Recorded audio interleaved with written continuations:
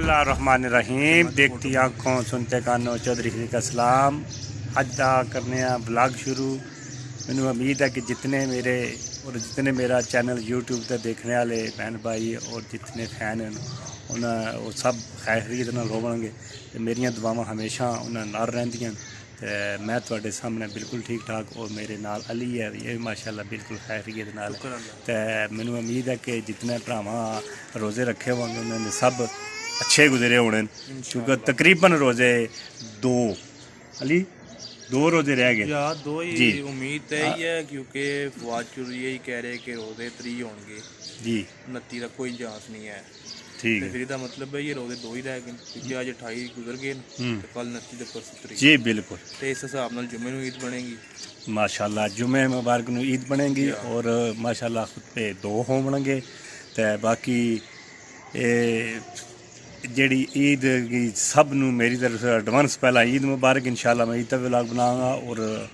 उम्मीद है कि तुसानू वो भी पसंद आएगा। यह भी वीडियो तुसां पूरी देखनी है भी तुहानू पसंद आएगी। तो चलते हैं हुण फिलहाल अज इफ्तारी है। अगे भी मैं वीडियो बनाई सी मस्जिद साडे हमेशा की तरह साडे पिंड नाल तकरीबन सारा बंदोबस्त जिहड़ा हुंदा है ना अज माशाल्लाह 2-3 घरां तों इफ्तारी आई है तो माशाल्लाह बहुत इफ्तारी है आज बहुत ज़्यादा हो ऐलान भी गई करना नहीं मस्जिद विच कि जेड़ा बंदा है बिल्कुल इफ्तारी करन मस्जिद विच आवे। जी बिल्कुल ठीक हो गया जी। माशाल्लाह आज बड़ी रौनक होएगी इंशाल्लाह ठीक है इफ्तारी टाइम ते ना जी सही है जी। टाइम तकरीबन थोड़ा रह गया रोज़े का तो माशाल्लाह अल्लाह पाक जिन्ना अंदर रोज़े रखे ने उन्होंने सारे ने कबूल फरमाए और जिन्ना नहीं रखे अल्लाह पाक उन्होंने अगू रोज़े रखने की हिदायत दिया और तौफीक ता फरमा तो बगैर रोज़े नहीं रखने ने बड़ा मजा रोज़े हाँ रखे तो जिन्ना नहीं रखना जिन्ना जिन्ना रखे उन्होंने दे चंगे गुजरे ने चंगे गुजरे ने बिल्कुल इनाम लभेगा इनाम लभेगा बिल्कुल जी इंशाल्लाह। तो हुण व्लॉग शुरू करने मैं वीडियो करदा बैक कैमरे नाल तकरीबन सारी मैं बनांगा और लड़के उपर जिहड़ी आ वो अपने अफ्तारी वास्ते जिहड़ा वो फ्रूट वगैरह कटाई कर रहे हैं वो तैयारी कर रहे हैं। असीं भी बच्चे भाई आशिक महर साहब उन्होंने कार जिन्होंने दुआ विच शामिल होने का आख्या गया ये तमाम हजरात जल्दी जल्दी उन्होंने कार दुआ विच शामिल होने वास्ते पहुंच जान और इफ्तारी भी उत्थे करनी है। इलाही एक बार फिर समाप्त फरमाओ कि जिन्ना साहबाना ने खत्म जी पढ़े है भाई आशिक साहब महर उन्होंने कार और जिन्होंने दुआ विच शामिल होने का आख्या गया ये तमाम हजरात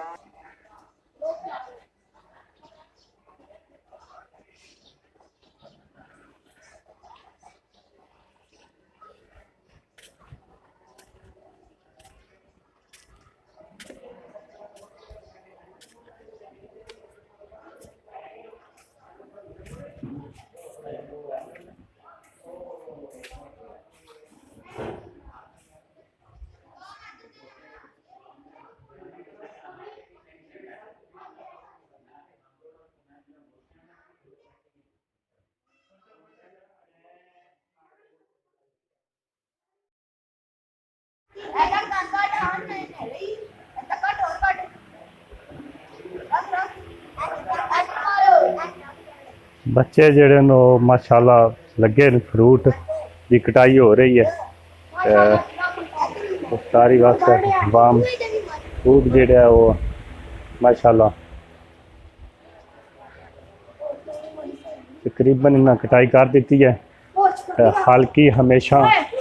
हल्की अस्सलाम वालेकुम क्या हाल ही सुना सेहत ना ठीक है। समान जेड़ा अपने फ्रूट शूट काट देते जी काट देते तकरीबन अज अफ्तारी का कितना टाइम रह गई तारीख आधा घंटा है। अच्छा जी रोजा रखे रोज जी जेड़ा ना अपने साल की इंतजाम करी ने जी तो मस्जिद शस्जिद भी धो छड़ी ने जा तो फ्रूट शूट कट के वाम की खवाली ने आपू भी नाल खाई ने सही है जा तो कहना माशाल्लाह सोहने रोजे गुजर गए ने जी। तो अज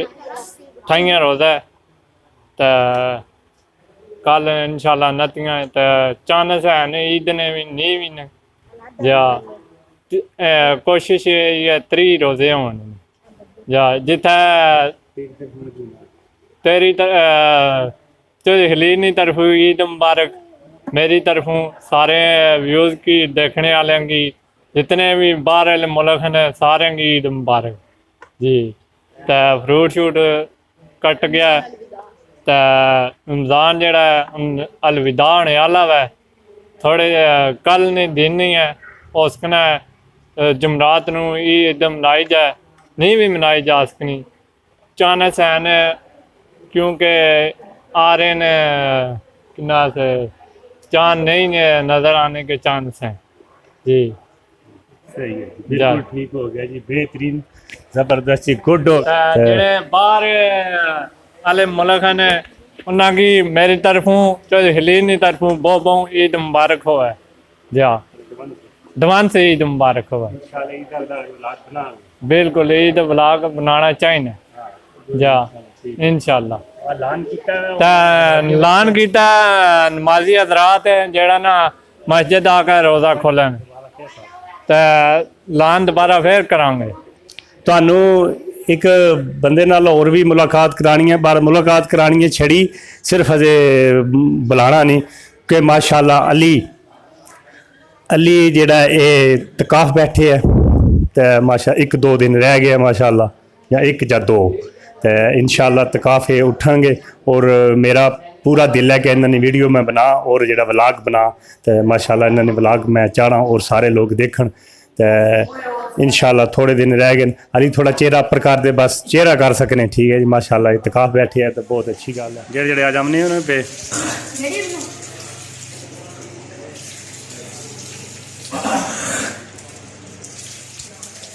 لو جی ہے بھائی ادھر ہی آ گیا ٹیلر، کپڑے تے سیڑدا نہیں ہون لوکاں دے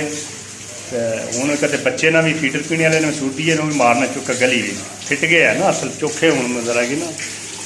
جوڑے آ گئے عید واسطے رش ہو گیا اس وجہ سے مسجد بھی ماشاءاللہ افطاری کرنا آیا ہے، ٹھیک ہے بھائی وضو کر کے آ جائے جلدی ٹائم دے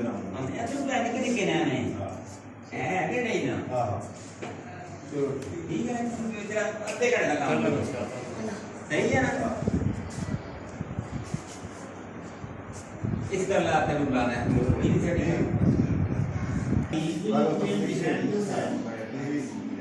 کہا چھوڑ 200 روپیہ دیا گا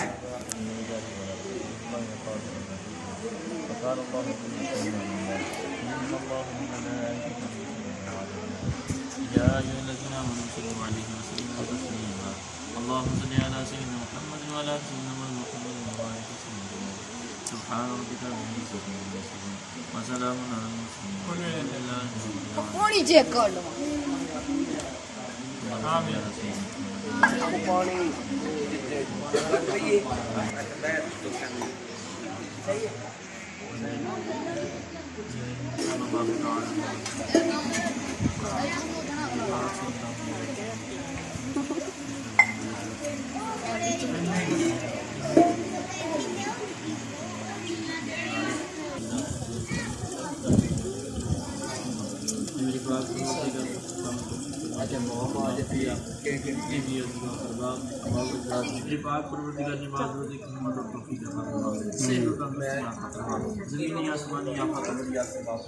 آمین اللہ تعالی علیہ وسلم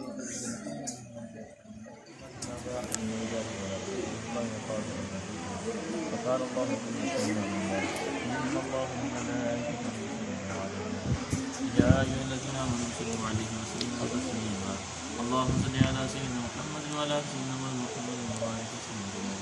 سبحان ربك رب العزة عما يصفون وسلام على المرسلين والحمد لله رب العالمين پانی چیک کر لو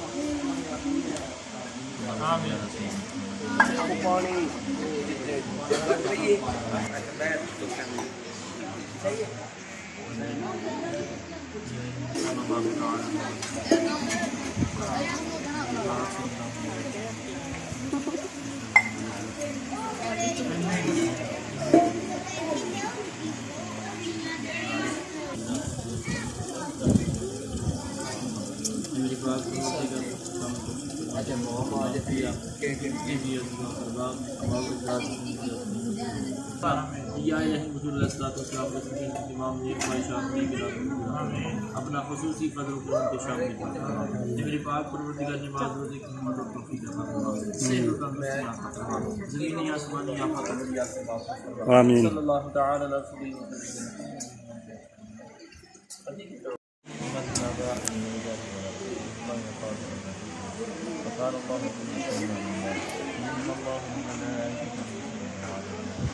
يا أيها الذين آمنوا صلوا عليه وسلموا تسليما اللهم صل على سيدنا محمد وعلى آل سيدنا محمد وبارك وسلم سبحان ربك رب العزة عما يصفون وسلام على المرسلين والحمد لله رب العالمين پانی چیک کر لواں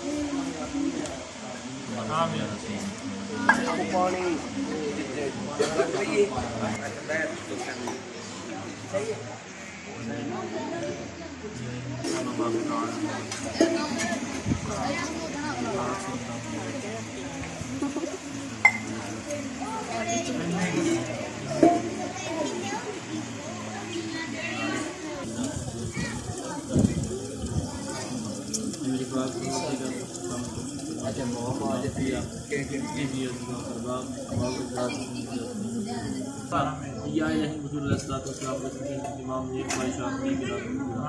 اپنا خصوصی فضل و کرم کے شامل فرما میرے پاک پروردگار نماز روزے کی ہمت اور توفیق عطا فرما صحت و تندرستی عطا فرما زمینی آسمانی آفات سے واپس فرما آمین صلی اللہ تعالی علیہ وسلم مبارک جو اپنی رحمتیں اپنی برکتیں جو ہے نا سمیٹے آیا تھا، اب ایک دو دن کے بعد یہ واپس جا رہا ہے، تو ہر مسلمان جو ہے غم زدہ ہونا چاہیے، غم کرنا چاہیے کہ یہ رمضان مبارک کتنے برکتوں والا رحمتوں والا مہینہ تھا، جس کا پہلا عشرہ جو ہے وہ رحمت تھا، دوسرا جو ہے وہ مغفرت تھا، تیسرا جہنم سے آزادی کا تھا۔ تو خوش نصیب ہیں کہ جنہوں نے اس میں اعمال کیے ہیں،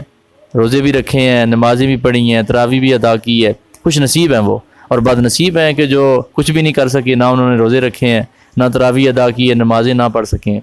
تو یہ غنیمت جاننا چاہیے موقع کو، کیونکہ زندگی کا پتہ نہیں ہوتا اگلا رمضان نصیب میں ہوتا ہے کہ نہیں۔ باقی جو ہے نا توبہ کرنی چاہیے، ابھی بھی 2 دن ہیں، اگر جو رمضان کے روزے نہیں رکھ سکے یا تراویح ادا نہیں کر سکے یا انہوں نے قرآن کی تلاوت نہیں کی، ابھی بھی وقت ہے کہ وہ توبہ کر لیں کہ آئندہ انشاءاللہ رمضان ہمارے نصیب میں ہوا، کیونکہ نیت پر دارمدار ہوتا ہے سارے عملوں کا۔ تو اس لیے اگر وہ نیت کر لیتے ہیں کہ انشاءاللہ اب جو 2 رہ گئے یہ تو ہم قضا نہیں کریں گے، تو اگلا رمضان انشاءاللہ آئے گا تو ہم پورے روزے رکھیں گے، تو انشاءاللہ، اور باقی جو قضا ہم نے کر لی ہیں کسی وجہ سے نہیں رکھ سکے، انشاءاللہ رمضان کے بعد انشاءاللہ وہ روزے ہم رکھیں گے۔ اور باقی انشاءاللہ کیونکہ 1-2 دن باقی رہ گیا، اس کے بعد عید ہے، تو جتنے بھی ہمارے بھائی جو ہیں نا باہر ہمارا یہ چینل دیکھتے ہیں، تو ان سب کو ایڈوانس میں عید مبارک، ہو سکتا ہے ان کی کل عید بن جائے، تو اللہ تبارک و تعالیٰ یہ خوشیاں سب کو نصیب فرمائے، اس طرح کی ہزاروں خوشیاں نصیب فرمائے، آمین بجائے۔ 1 منٹ رہ گیا انشاءاللہ، بالکل جی 1 منٹ رہ گیا، تو اپنے دلاں تے ہاتھ رکھ لو ماشاءاللہ، تو ایک ہاتھ جہا وہ تھلے رکھ لو کھجورے دے، فروٹے تو نہ رکھے،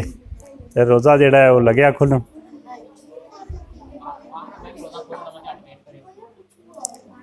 میں تو کھول ہی لواں گا، تسی بس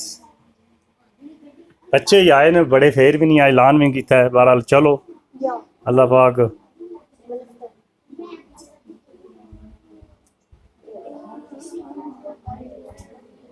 الرحمن الرحیم۔ روزہ